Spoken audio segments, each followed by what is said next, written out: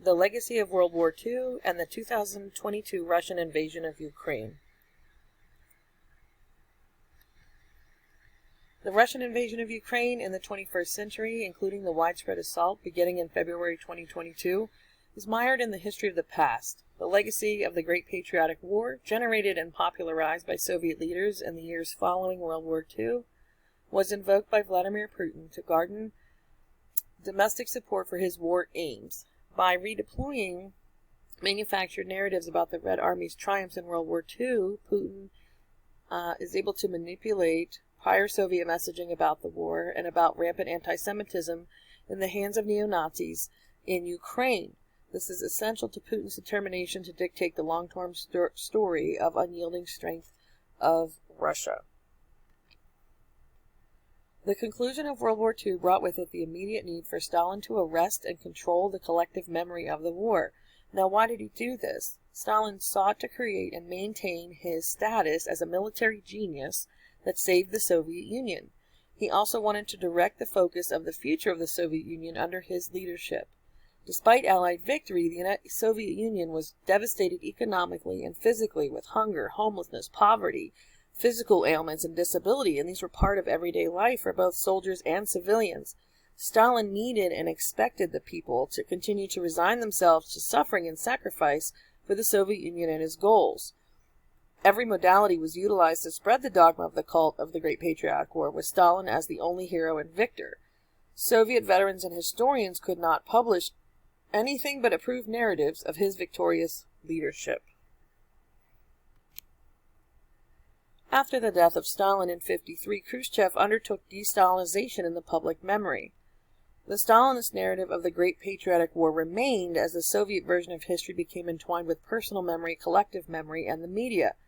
Khrushchev instead shifted memory away from Stalin's leadership, except to reveal its failings, and instead publicly elevated the service of the whole government, the soldiers, and the people.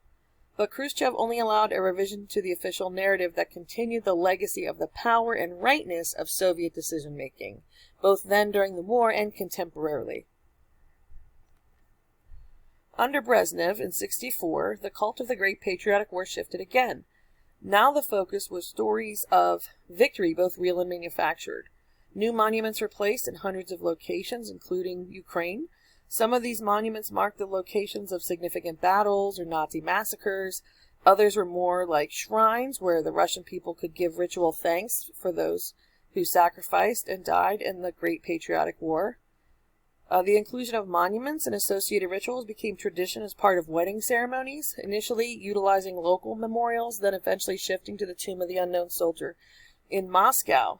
In this way, the youth connected to veterans and those that lost their lives and reinforced the responsibility of the young for the Soviet Union's future security and the expectation of their devotion. Just as Mikhail Gorbachev brought dramatic change to the Soviet Union, he publicly reversed the narrative of the Great Patriotic War. He restored the memory of the vast individual sacrifices for the sake of the war. Though Gorbachev's policy of glasnost and opening of government transparency, documentation of the war came to light in publications, including personal narratives of military leadership. Vast amounts of diplomatic documents were released, and historians were able to have legitimate public discourse about the mistakes of the Soviet leadership for the first time. Yeltsin de-emphasized the war in his tenure with the elimination of military parades and limited mentions of the war. Yeltsin's speeches honored the people over the state, as the people won the war for the sake of the Soviet Union. Further, in what's really a dramatic departure from all previous rhetoric, Yeltsin recognized that the people of Russia not only survived the Nazis, but also survived the Soviet regime itself. By recognizing the power of the Russian people and their victories over both fascism and communism, the legacy of the Great Patriotic War was back in the hands of the populace and not mired in the political aspirations of Russia's leadership.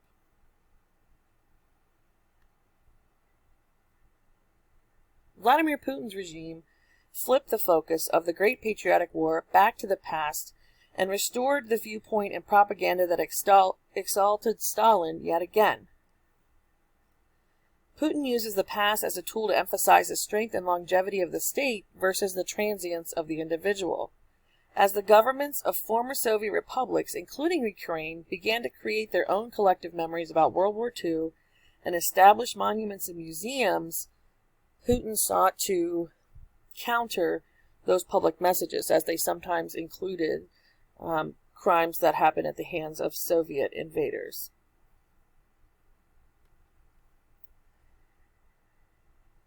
Putin made considerable efforts to bring back Stalin's messages about the war, and one way he did that was through passing memory laws that define what people are allowed to say about World War II history, both in publications, online, on social media, and if they violate those rules, they are put to trial and maybe charged fines or even serve jail time. They're not allowed to indicate that the Soviets did anything wrong or committed crimes against humanity, and they're not allowed to speak out against the approved narratives of Putin's government.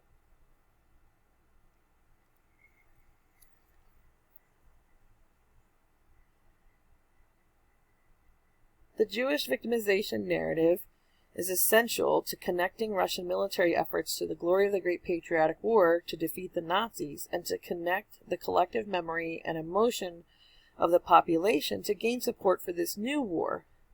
Now, this isn't a new tactic. It's the same co-opting of Nazi messaging and violence that was used by the Soviets throughout the early Cold War to discredit the West. One example of manufactured narratives is the way that Putin has tried to rewrite the story of the Molotov-Ribbentrop Pact. And he claims that Stalin signed the pact in order to protect the Soviet Union, not as an alliance, and certainly not working together. And further, he states that the split of Poland between Germany and the Soviet Union was an endeavor by Stalin to save Polish people from Nazi evil. Russian propaganda today continues to insist that Ukraine is a sanctuary for Nazis and that it's the duty of Russia to end the Nazi threat to the world.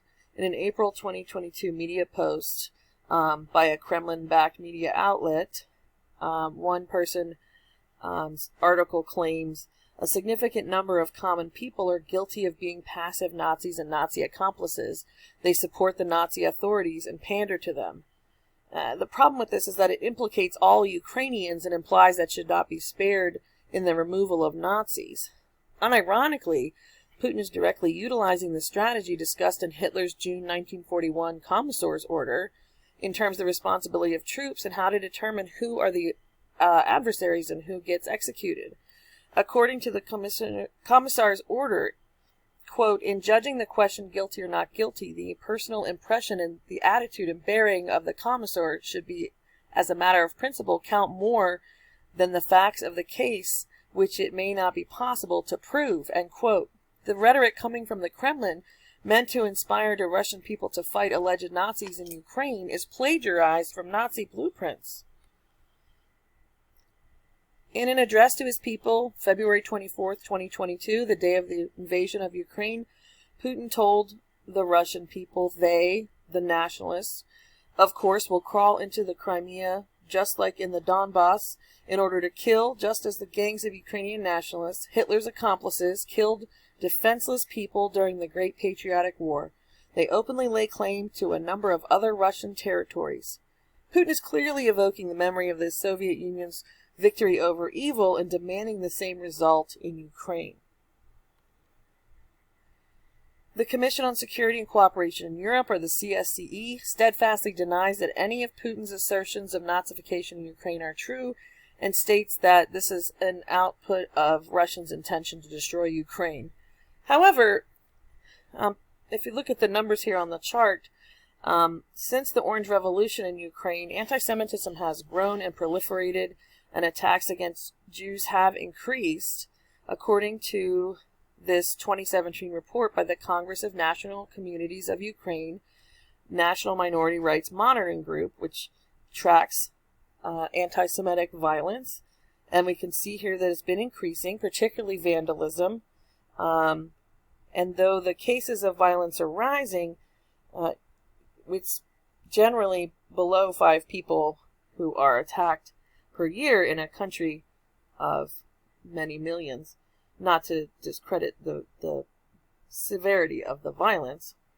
But Putin has made no reference to the actual violence that has occurred in the Ukraine against Jews. Further, during the first weeks of the invasion of Ukraine, Russian bombing raids intentionally targeted Ukrainian monuments to Holocaust victims.